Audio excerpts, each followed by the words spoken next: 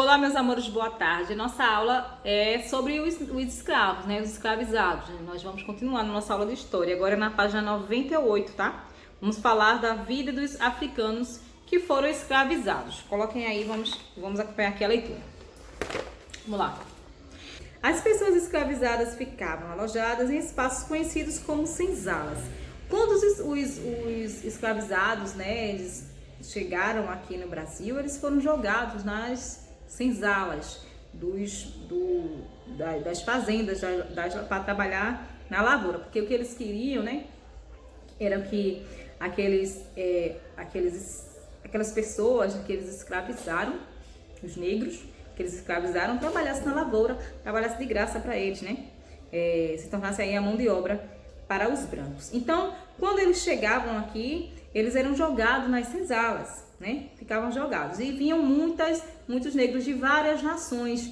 E como a gente sabe que as pessoas, cada pessoa, cada região tem a sua cultura. Então, eles também tinham as suas culturas, né? Os seus costumes. E eles eram jogados tudo amontoados numa senzala só. Os senhores brancos não se preocupavam em juntar escravizados de nações diferentes. Não se importavam em misturá-los. Os escravizados, que não podiam exercer sua religião, criaram então uma maneira de cultuar seus deuses, dando assim origem ao candomblé, religião afro-brasileira que uniu os escravizados no Brasil.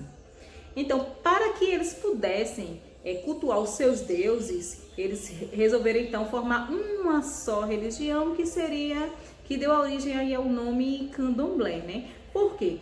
Porque existia ali os grupos culturais, né? Existia tanto o iorubás como os sudanenses e também os bantus. E esse grupo, cada um deles tinha as suas culturas, tinha os seus costumes, tinha as suas religiões, e eles não podiam cultuar, né? Bom, e quem trouxe o candomblé para o Brasil foram os negros que vieram como escravos da África. E entre eles se destacavam dois grupos, que eram os bantus, que vinham de religiões como o Gangô, Angola e Moçambique, e os sudanenses, que vinham da Nigéria e do Benin, e que são os iorubás, os gangôs ou os jejés, né? Bom, a palavra candomblé originou-se da palavra candombilé, que significa oração. E assim diversas divindades africanas foram conquistando o território brasileiro. A religião do candomblé, ele trabalha os problemas da vida na terra, da felicidade dos seres e da preservação das forças da natureza deste mundo. As religiões das bases africanas, como o candomblé, têm como finalidade o respeito, a ancestralidade e a preservação do equilíbrio da natureza. Agora vamos continuar. Bom, primeiro quesito, na página 99. Sublinhe no texto da página anterior a resposta de cada uma das perguntas a seguir, conforme a indicação. Letra A, vocês vão pintar de vermelho, sublinhar, né, de vermelho. O que os senhores brancos não se preocupavam? B, vão sublinhar de azul. O que os escravos criaram então?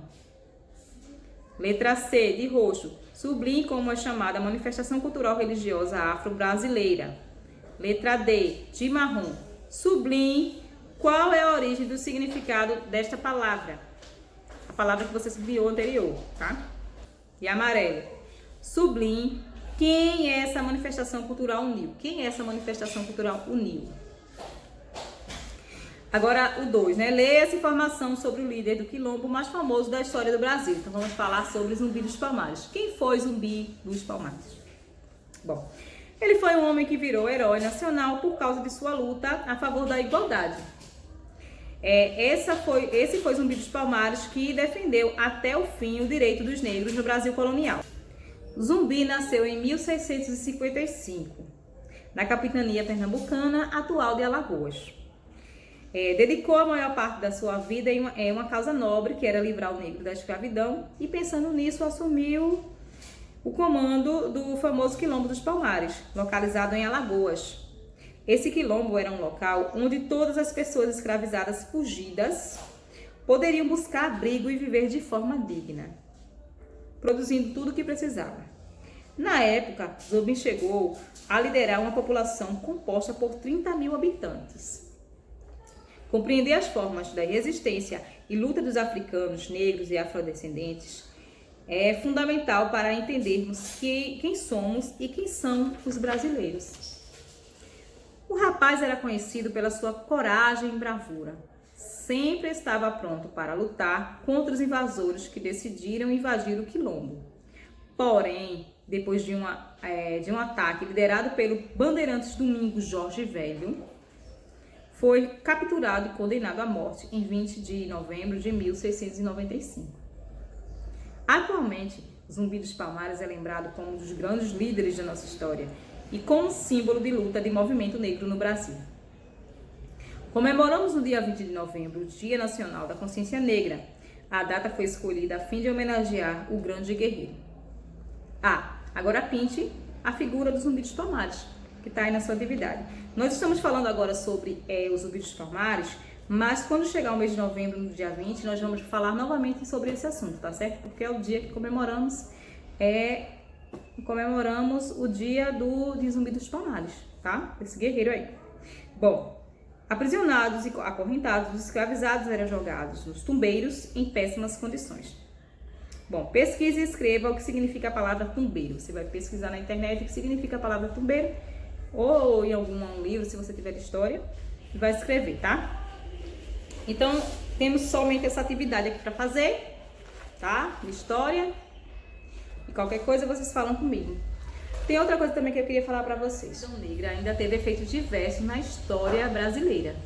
Apesar da libertação, a população negra ainda sofre muito preconceito, principalmente em relação às condições sociais e principalmente ao trabalho. Às vezes, mesmo que ele consiga o trabalho, o salário dele é bem mais baixo do que uma pessoa branca, né?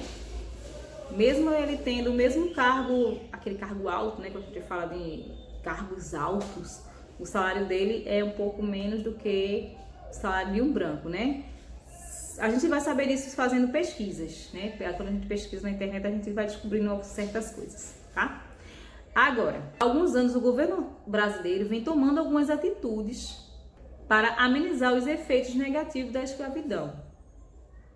Pela nossa lei, a realização de injúrias racistas ou qualquer tipo de atividade discriminatória por razões semelhantes é punida como crime. E ao mesmo tempo, várias ações e debates vêm sendo realizados para superar essas lamentáveis marcas deixadas pela escravidão do Brasil. Bom, então, cheiro para vocês, façam a atividade e qualquer coisa é só falar comigo.